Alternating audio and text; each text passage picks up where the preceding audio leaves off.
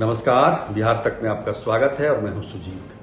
कोलकाता में महिला डॉक्टर के साथ जो हैवानियत हुई, जिस प्रकार से सामूहिक दुष्कर्म और हत्या की बात सामने आ रही है, उसको लेकर पूरा देश आक्रोशित है और ख़ास तौर पर डॉक्टर। पटना में भी इसका व्यापक असर दिख रहा है।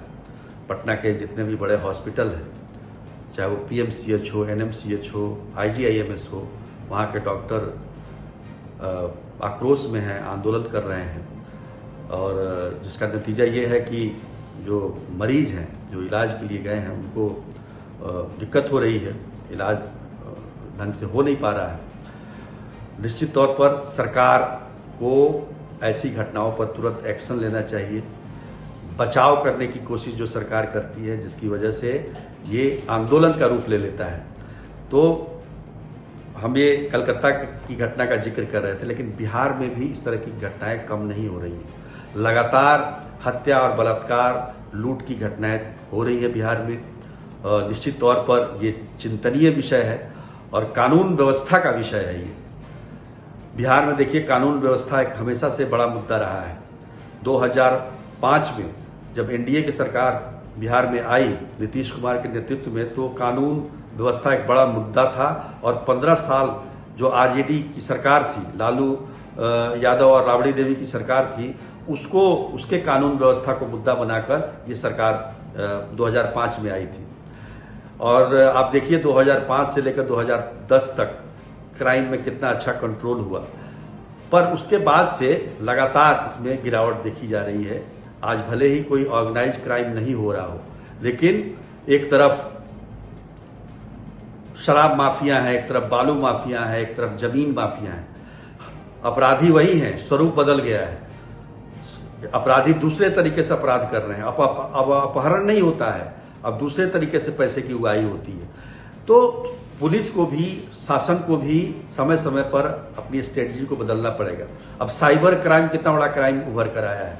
लालू राबड़ी के राज में तो साइबर क्राइम नहीं था, लेकिन आज है।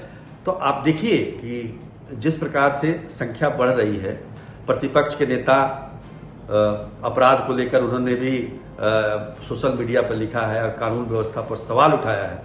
तेजस्वी यादव ने, उन्होंने जो सोशल मीडिया पर लिखा है उसमें 4-5 घटनाओं का जिक्र भी किया है उन्होंने, और जिसमें दरभंगा का जिक्र है। तेजस्वी यादव ने लिखा है कि दरभंगा में 13 वर्षीय नाबालिग के साथ गैंग रेप, पुलिस ने FIR करने में 4 दिन और फिर उसके बाद अल्ट्रासाउंड कराने में 4 दिन लगाए। बताइए कितनी बड़ी लापरवाही है। भाई बोला प्राइवेट पार्ट में थी चोट, सूजन। दूसरी घटना उन्होंने लिखा है, मुजफ्फरपुर में माँ बाप के सामने नाबालिग लड़की का अपहरण, सामूहिक दुष्कर्म करने के पश्चात हैवानों ने नाबालिग के ब्रेस्ट और प्राइवेट पार्ट को काटा, बाद में हत्या कर अर्ध नग्न अवस्था में पोखर में फेंका। तीसरी घटना मधुबन में 19 वर्षीय लड़की की घर में घुसकर कुल्हाड़ी से काटकर हत्या। तेजस्वी यादव ने अगली घटना का जो जिक्र किया है, वैशाली में 27 वर्षीय महिला की धारदार हथियार से गला रेतकर हत्या।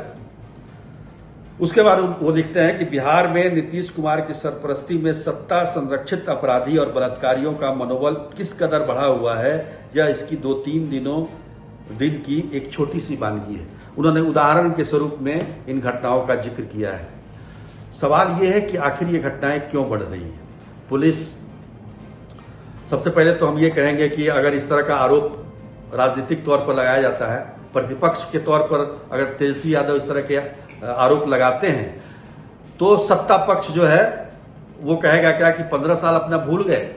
अरे भाई, कब तक 15 साल याद रखोगे? आप 20 साल से राज कर रहे हो, तो 15 साल को याद करने की अब क्या जरूरत। ठीक है, आपने उसके एवज में 15 साल बनाम 15 साल आपने कर लिया, लेकिन 5 साल ये ग्रेस पीरियड आपका जा रहा है। तो इसमें आपने क्या किया? आखिर क्यों इतनी घटनाएं घट रही हैं? क्यों अपराधी बेलगाम हो गए हैं? क्यों पुलिस का इकबाल खत्म हो गया है? ये तमाम सवाल हैं जिसका जवाब राज्य सरकार को देना चाहिए कि आखिर इस तरह की घटनाएं होती क्यों हैं। सवाल है कि पुलिस का मनोबल गिरा है, तो क्यों गिरा है? इसके पीछे की वजह क्या है? आज देखिए, जब आप तुलना करते हैं 2005 से पहले की, 15 साल की, तो उस समय आबादी भी जो थी और आबादी कम थी, निश्चित तौर पर कम थी, आज ज़्यादा है। लेकिन पुलिस की संख्या उस समय जितनी थी उससे ज़्यादा आज संख्या है। पुलिस के पास जो संसाधन उस समय थे उससे बेहतर संसाधन आज हैं। साइंटिफिक नज़रिए के तहत केस की जांच होती है पुलिस के द्वारा। तो ये तमाम जब वैज्ञानिक तरीके उपलब्ध हैं, सब कुछ है, तो आखिर पुलिस क्रैक क्यों नहीं कर पाती है घटना को। अब मान लीजिए मुजफ्फरपुर वाली जो घटना है, ठीक है, उसमें क्या संबंध था लड़की का, लड़का का, वो संजय राय जो कि आरोपी है अभी तक तो गिरफ्त में आया नहीं है पुलिस के। कितनी बड़ी घटना है, एक दलित नाबालिग लड़की के साथ अगर रेप होता है फिर उसकी हत्या कर दी जाती है, तो कहीं ना कहीं तो ये कानून व्यवस्था पर सवाल उठेगा। और कानून व्यवस्था पर इसलिए सवाल उठता है और इस तरह की घटनाएं जो लगातार हो रही है, इसके पीछे जो हम ये कहते हैं कि कारण जो है, कारण क्या है, लोगों मतलब अपराधियों को कानून का भय क्यों नहीं है, पुलिस का इकबाल क्यों कम हो गया है। तो इसके पीछे की वजह अगर जानेंगे तो इसके पीछे की वजह तो यही सामने आएगी कि पुलिस में भ्रष्टाचार की वजह से उसका इकबाल कम हुआ है, या फिर राज्य सरकार से उनको जो जिस प्रकार का मनोबल मिलना चाहिए, काम करने की जो छूट मिलनी चाहिए, वो नहीं मिल पा रहा है। तो कई कारण हो सकते हैं इसके।